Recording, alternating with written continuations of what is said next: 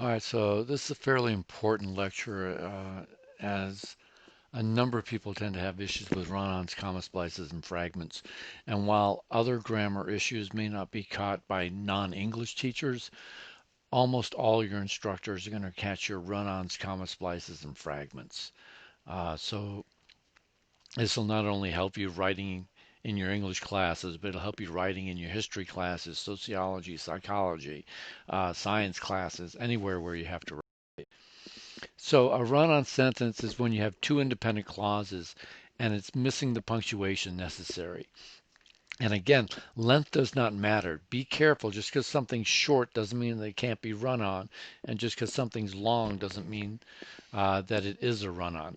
So this sentence here, I am home, my mother is home also, is a run on. There's two sentences there. I am home, and then my mother is home also. And because it's not punctuated between the two sentences, it's a run on. Now, this sentence looks like it would be a run on, but it's not. They came ambling and stumbling, tumbling and capering, kiltering their gowns for leapfrog, holding one another back, shaking with deep, fast laughter, smacking one another behind, and laughing at their rude malice, calling to one another by familiar nicknames, protesting with sudden dignity at some rough usage, whispering two and two behind their hands. This is not a run on. You have a subject, they, you have a verb, came, and then everything after that are just adverbs telling you how they came. They came ambling and stumbling. They came tumbling and capering. They came kilting their gowns. Not a run on sentence. So don't think just because something's short or because something's long, it is or is not a run on. Now, the way you correct a run on is three main ways.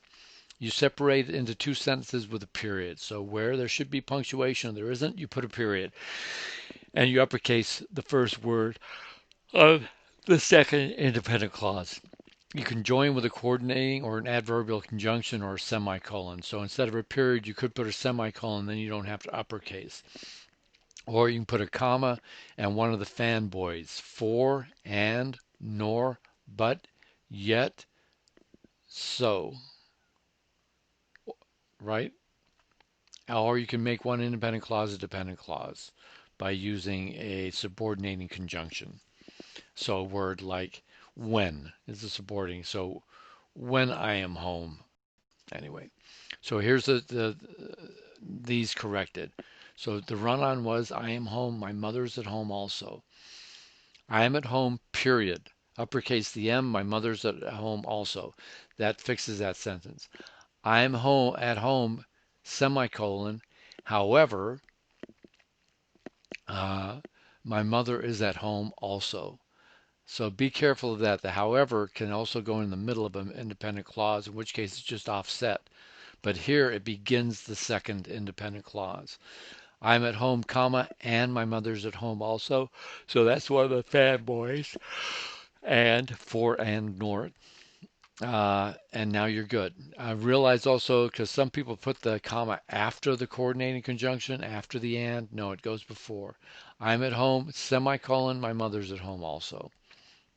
And the last one is where we make the independent clause the dependent clause. Even though I am at home. Now that can't stand by itself. It has to be joined with an independent clause, which is my mother's at home also. Those are the ways you correct it. Now, comma splices occur when two independent clauses are separated with only a comma. So this happens quite a bit because people realize, wait a minute, I need punctuation between these two independent clauses, but they use the wrong punctuation. They put a comma instead of the proper punctuation. So here you can add a coordinating conjunction or an adverbial conjunction or change the comma to a semicolon. You can divide the comma into two separate sentences by changing the comma to a period, or again, you can make one independent clause a dependent clause, and then you don't have the run on.